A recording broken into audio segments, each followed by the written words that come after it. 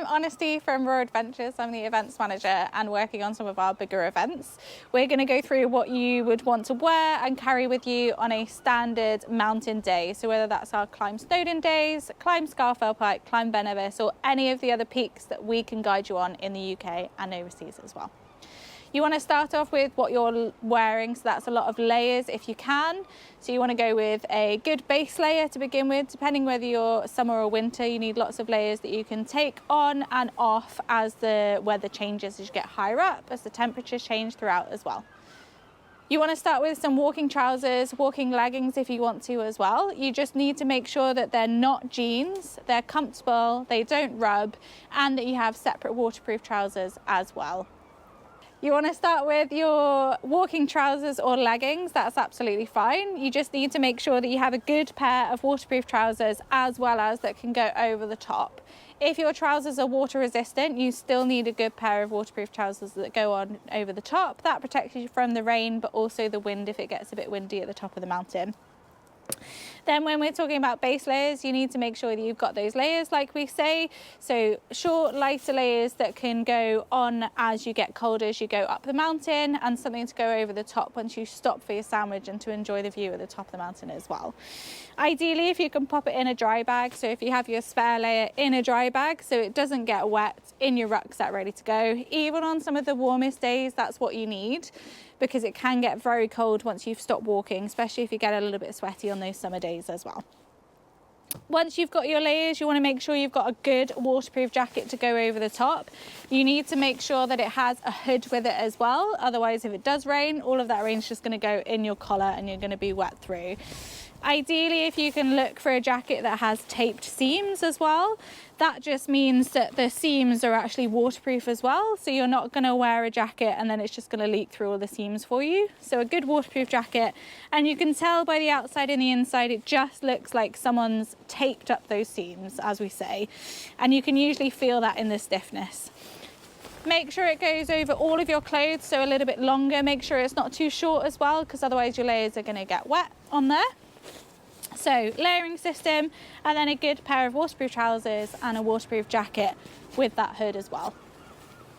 Then you want to think about your other options. So in terms of the kit that you want to pack in your bag, you want to make sure, again, in the summer and winter, you've got a good woolly hat that's warm and comfortable and fits you, stays dry in a dry bag as well.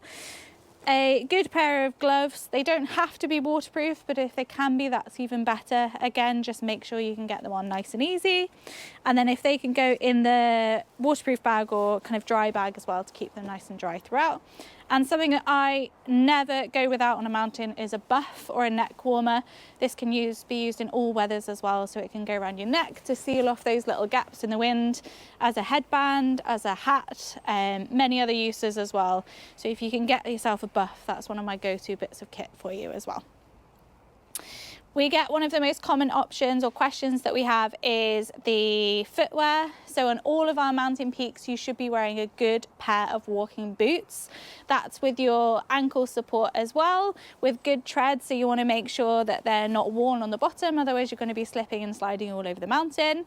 With a good bit of ankle support, especially on the downhills, you're going to need that as well. Ideally, if they can be waterproof, that's even better.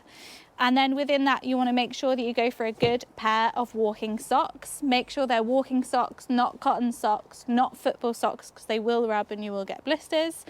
And something that's really important with your socks and your walking boots is to make sure that they're worn in and you're used to them and comfortable before any hill day or mountain day that you do with us or any other time. Otherwise, you're just going to be miserable with blisters. And for a winter mountain day or winter variations, we should say, you're going to need a whole different type of kit for the winter mountain days. But in terms of your clothing, you want to think about the added extras that are going to make your day that much more enjoyable. So for example, I have a larger pair of waterproof gloves that go over my other thinner gloves as well. So if I'm walking, getting a bit hotter, I can interchange them. You got the woolly hat that we mentioned, and my go-to that I never go on a mountain without is my buff as well. So that goes around my neck just to stop any of those gaps getting in and the wind creeping in there as well. and then the added layer. So between the layers that we've got underneath, I go for a down jacket, which is in a dry bag, or a synthetic jacket, any extra layer that you can put on under your waterproof jacket as well. Just think of when you get to the mountain at the top, at the summit, you want to have a look at the views and not be standing there really cold. You also might want to think of a flask of your chosen hot drink, so tea, coffee, hot squash as well. Maybe add a little bit of extra sugar to keep you going in that. That's going to keep you nice and warm on the mountain as well. And for the summer variations, you need to maybe not bring all of the layers with you as well. Look at the forecast. If it's going to be really hot, you don't need as many layers, but you still do need a spare layer with you because it's going to be a little bit colder when you stop. If the sun goes down, if you're out for longer than planned, you always need that layer with you. For the summer especially, you need a sun hat, ideally not one like this. One that covers your neck and the back would be good. If you've got any part of your head exposed, it's not going to be fun later on when you're suffering with a sunburn. Speaking of sunburn, you need to take your sun cream with you. I go for a little travel pack as well, so I'm not carrying a massive bottle, or some of the aerosol ones work particularly well. You just need to make sure you get those key areas, so especially the back of the ears and the back of the legs as well. Make sure you get your calves. They're often forgotten about. And then you want some hydration tablets or salts. You can get these in the little tubes as well. Ideally, try them before you go on the mountain. You don't want to try anything new while you're on your mountain day for the first time. But these can just go in your water, having them spare as well, just for later on in the day. All of our kit lists are on our website. So if you're climbing Snowdon, Ben Nevis, Scafell Pike in summer or winter, all of our kit lists will be available to you and they'll be sent to you ahead of the time as well. If you're going on any mountain, you need to think about your safety and the conditions that you might experience, whether that's summer, winter, or anywhere in between. It's really good to have a look at the resources available. So the Raw Adventures blogs are great for some advice, some real lived experience as well. Learn from us. We've been doing it for quite a while, so learn from some of our mistakes. And then also think ahead and be as safe as you can while you're on the mountain so you can have a safe, enjoyable time. Look up Adventure Smart. They have some great tips and hints on how to stay safe in the mountains. One of my go-tos is packing a battery pack for your phone. Nowadays, the batteries are pretty good on phones, but you can't rely on them too much, especially if you're out for longer. So having a good charged battery pack in your pack, ideally in a dry bag so it doesn't get wet, is really handy.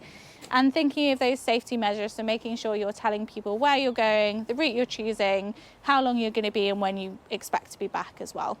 And all of those links will be down in our description as well for you, so you can have a look through, take what you need, but most of all be safe to enjoy the mountains. Let us know in the comments if there's any bits of kit that you go on the mountains you can't live without, if there's any bits of advice that you want, or any resources that you can share with fellow mountaineers and outdoor enthusiasts as well. That would be really great. My bit of advice is always carry a buff, making sure that it's with you for the summer, the winter, anything that comes into action with it as well. So share your favourite bits of kit in the comments for us. So this is a day pack that we'd usually carry or ask you guys to carry if you are coming on one of our mountain days with us, and considerations for any mountain day that you might be taking, whether that's small or a longer day as well across the UK. This is around, well, this pack's 40 litres, but you want to look around that 30-40 litres kind of size. If your rucksack isn't measured in litres, it gives an idea that it might not be suitable for your mountain activity. You'll notice on this one that it's got the hip strap on it as well, so I can cinch it in, and the weight is then kept on my hips and my legs, so my legs are doing most of the work rather than my shoulders. And then it's got fully adjustable shoulder straps with a bit of padding in there as well, so it's nice and comfy for the whole of the day. I've also worn this to death pretty much, so it's not going to rub. I know it's not going to rub anywhere, and I'm used to all the pockets and adaptations that it has. So you want to look around a 30 to 40 litre rucksack with a nice bit of padding, ideally a hip strap on it as well.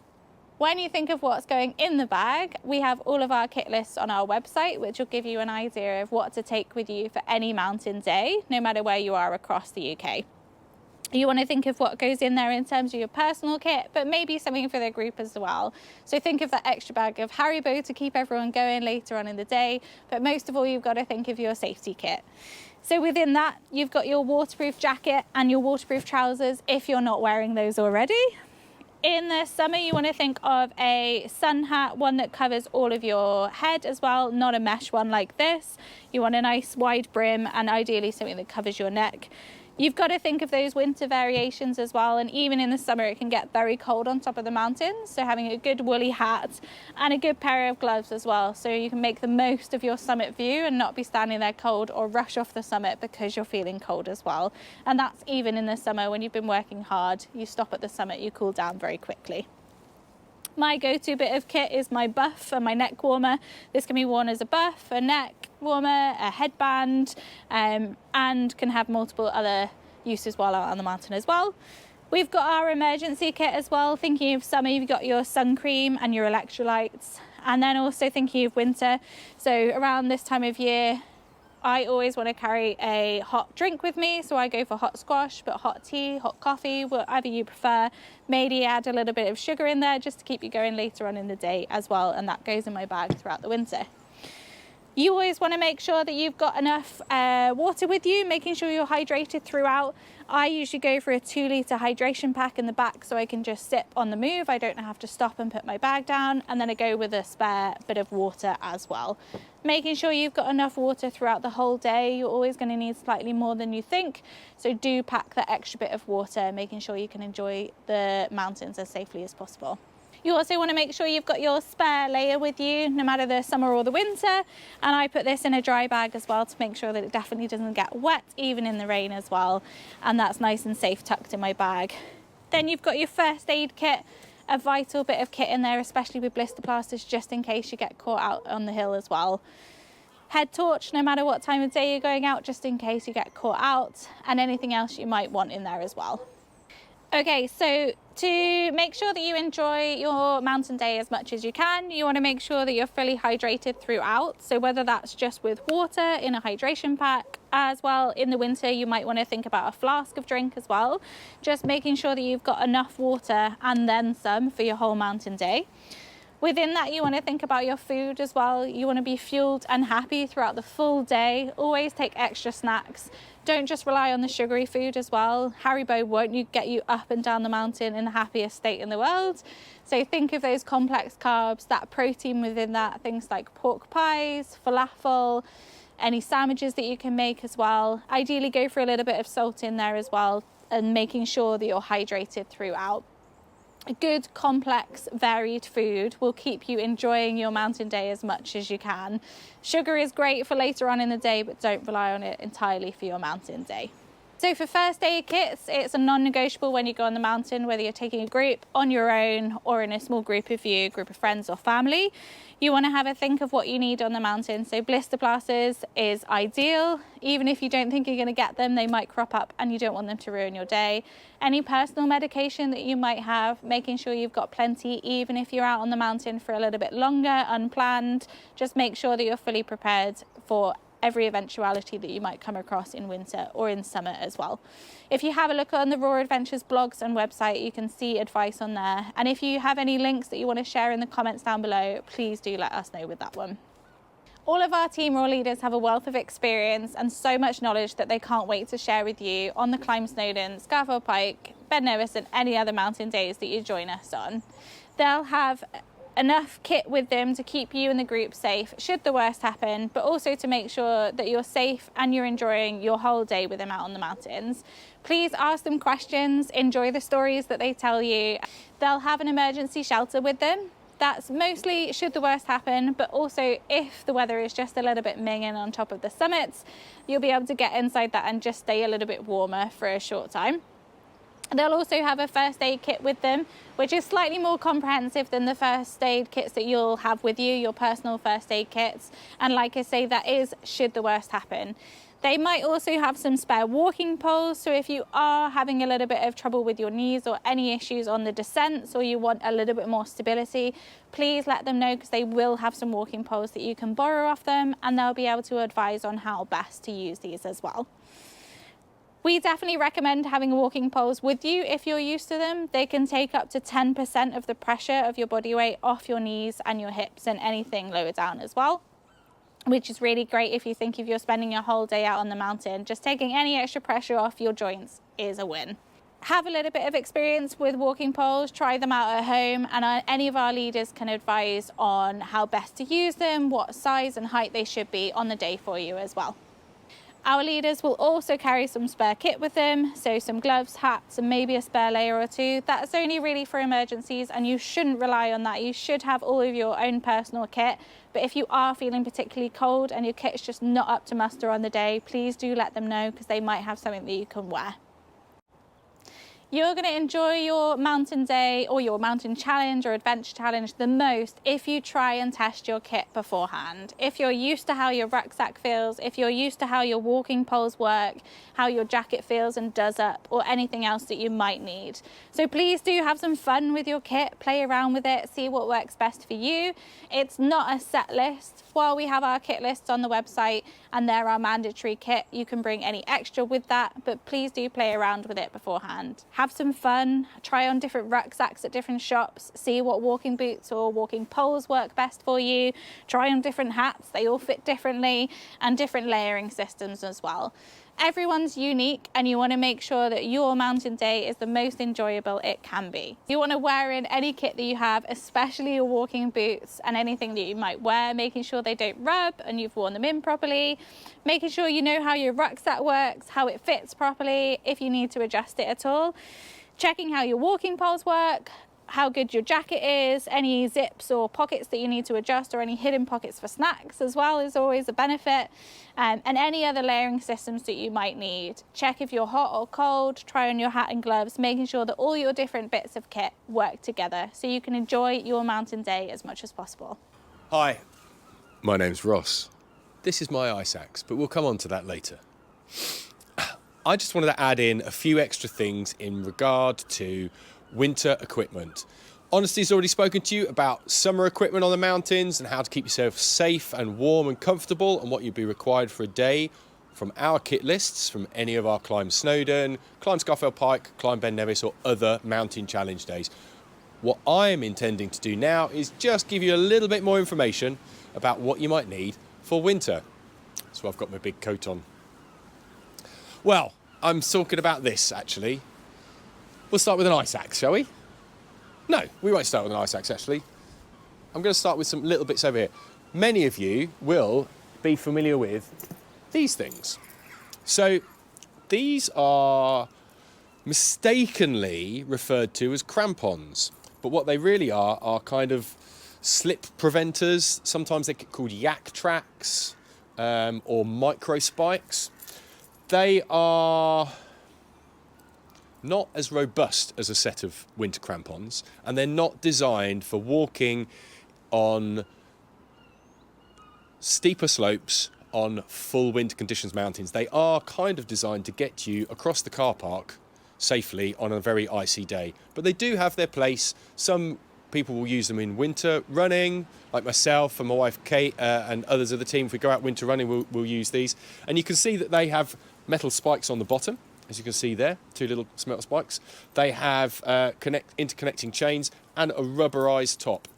Now, they'll be more flexible for flexible boots, a non-winter crampon compatible boot, so your standard Merrells or even the trainers I'm wearing today. These would fit on here. Usable, but not the ideal piece of equipment to go out winter walking in the mountains with. A lot of people come unstuck with those. If you are walking in winter in the mountains, you need to upgrade yourself to some slightly more robust footwear. So here we have some B2 boots, B3 boots, something along those lines. And the B refers to the stiffness of the sole of the particular boot. So here you can see, I'll use my glamorous assistant, that there is a deep lug system on the side of the boot. It's a lot stiffer if I try and push it down on here because it doesn't particularly flex. So you can build a platform on steeper snowy slopes. With these lugs, you can also use the boot itself to help cut into the slope to create yourself some little steps. The other bonus about these boots, because they're stiffer, you can fit real crampons. These are the exciting spiky things that people go out to use. Lots of different brands and models in place. Sometimes you'll see them at the front and they'll have a bail, like this plastic scoop at the front. Sometimes they'll have a similar plastic scoop at the rear, or here they've got a clip that clips onto the back step of this boot, which would be this clip here. So the crampon is considerably stiffer, as you can see from that, compared to the yak tracks or the micro spikes. Proper rigid platform. You have a number of spikes at the front and a number of spikes at the rear. Crampons will usually be between 10 and 12 points on the crampon. These are 12-point crampons. That way you can use them on steeper slopes, and you get in. And if you come onto a winter course with us, we'll show you how to use crampons properly. But before that, we would be teaching you how to use good footwork to prevent slips and trips, and then crampon work on top of that, so you're really confident moving through the winter mountains and you're elevating your skill set and building your confidence. Other additional pieces of equipment that you might want to consider for winter, you can consider this all times of year round, but a thermal flask of something is really helpful on those bitterly cold winter days here in North Wales, or particularly in Scotland or other places. A warm drink, be able to take throughout the day, sugary drink or coffee or tea, whichever your preference is. The other item that's going to be really important to add in to your bag is a set of goggles. Now, you'll notice that these are clear goggles. I'll just sport them temporarily for ridiculousness. So I can see very clearly through there. The light of the day doesn't matter, so I can use them day or night. If you take standard skiing goggles, a lot of them have got a polarizing tint on the front, which is set, or they may even be mirrored, which is great on a bright day, but we don't have many bright days in Scotland in winter, and even less optimal if you're out at night, because then it's even darker. So a pair of clear lensed goggles are really useful and really important to you. And one other thing that I'd forgotten, this handy microphone holder, also known as an ice axe. So this is a mountaineering ice axe, but is absolutely suitable for winter walking as well. There's two pointy bits, so that adds, and then the spike on here. There's a slight bend in the handle of this, this you kind of use as a element of stability and to help potentially cut steps if there was a steep slope, which is a skill that we would get to teach you on some of the winter courses, but it's more to stop a slip or a trip turning into a consequential fall. So that's where you'd see loads of videos on YouTube, and you may even see some of our own that we'll share with you on how to do an ice axe arrest, where you use this when you slip in winter and to stop you from shooting off down the slope at ridiculous speeds and causing yourself more damage. You would use your ice axe then to stop you in a number of different ways. And they're quite good fun to practice, but hopefully you would never have to use it, because your good footwork combined with your good use of crampons, sensible planning, and working within your capabilities within your group are going to keep you safe and sound, so you would never have to revert, and you can just play with a bit of ice axe arrests at the time. So that's it. We've got some yak tracks we've talked about. We've talked about our proper crampons, our boots with a more rigid sole, the B2 or B3 boot, our extra thermos flask, our goggles. Oh, and one thing I forgot to talk about, sometimes you'll see an axe would be a leash like this, which we may use for cutting steps with, but today I'm not really bothered with it, so we'll come back to that another time. If you've got any other questions, you know where we are. You can subscribe to our channel by using the link below. Any other information will be in the link and in the comments. We'd love to hear more about your winter adventures that you've had and things that you're planning to do and how we might be able to help you. So thanks for listening, and we'll catch you again soon.